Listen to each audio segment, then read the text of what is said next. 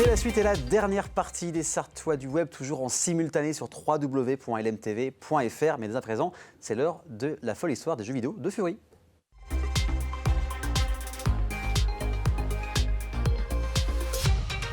Dernière chronique de 2023 avec Fury. Comment tu vas ce soir ? Je suis en vacances. Ah, du coup, ça va bien. La question.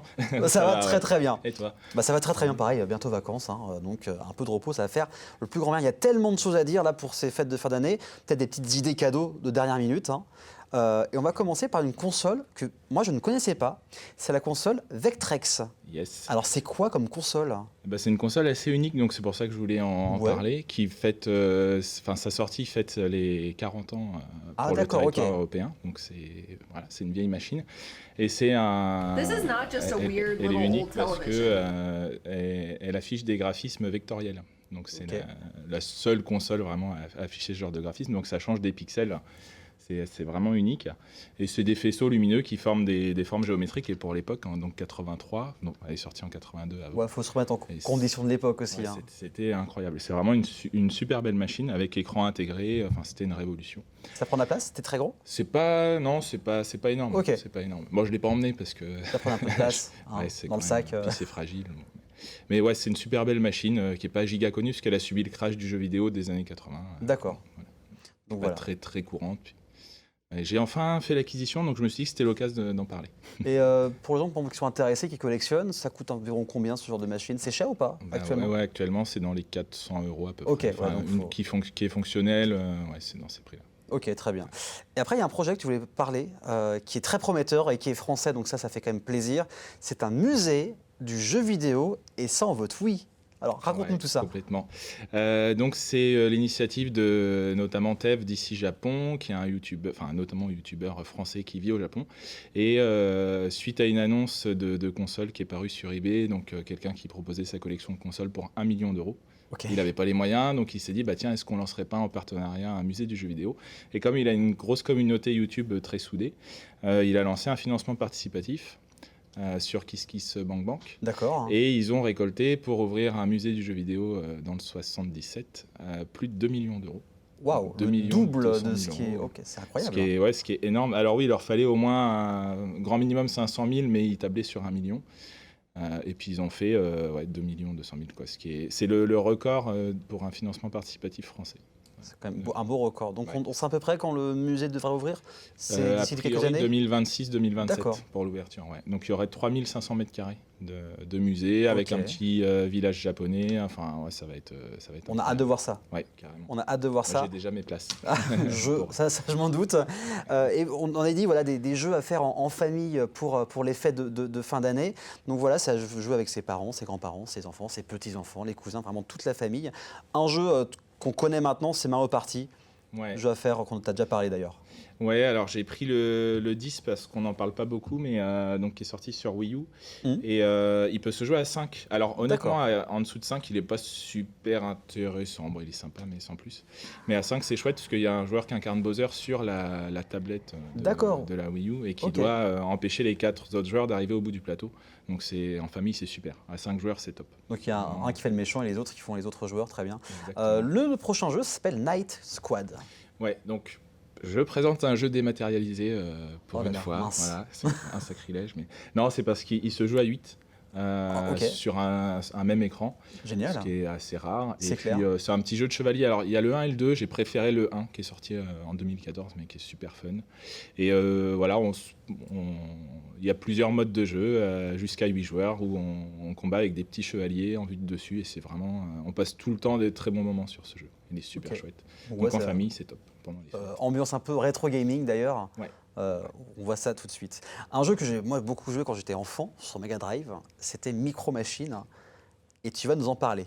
Je reparle encore. Ouais, parce que c'est vrai qu'on avait parlé par rapport au jeu multijoueur où il y avait la cartouche, tu pouvais brancher les manettes, c'est ça ? Ouais, il est tellement incroyable, donc j'en reparle parce que on peut jouer à 8 aussi. Voilà, avec 4 manettes. D'accord. Et donc déjà, ils avaient eu l'ingéniosité à l'époque de proposer des ports manettes sur la cartouche.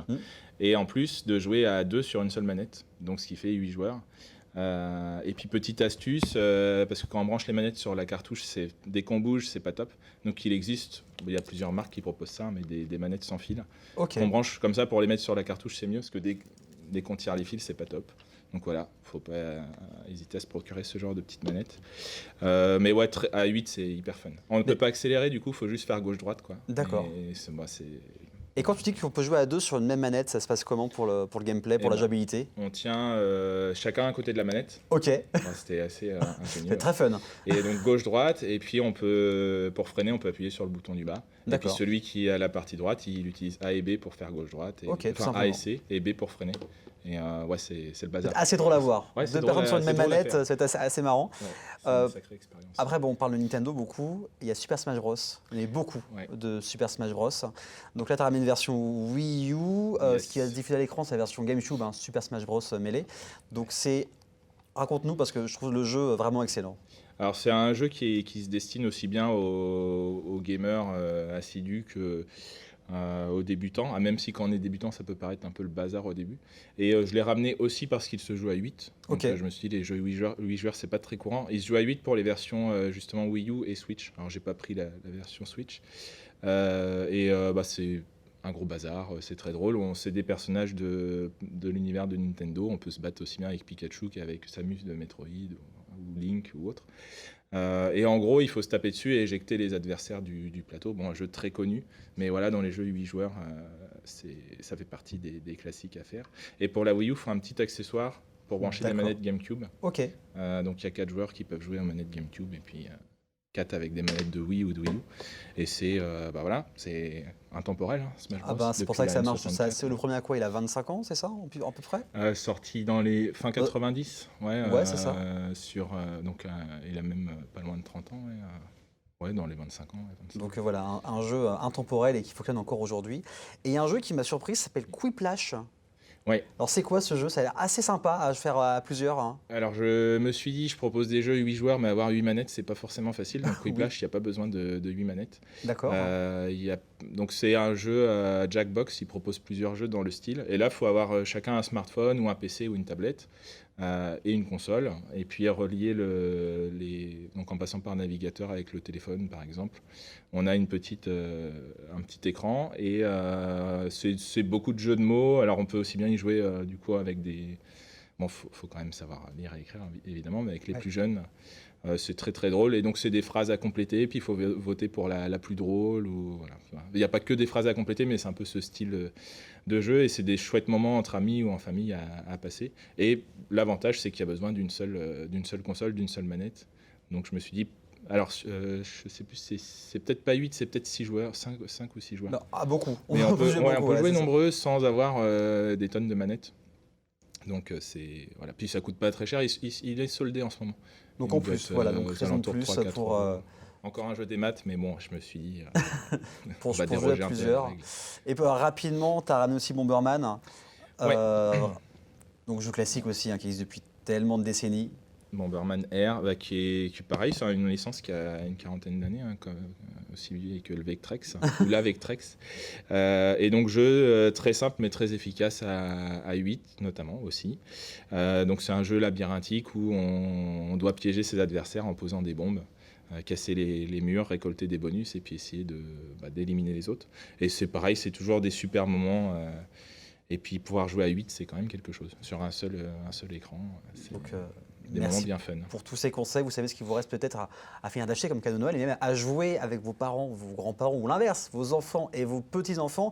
On est sur beaucoup que sur du jeu tout public, là, de toute façon, quasiment. Ouais. Donc voilà, vous savez, quelques petites idées cadeaux.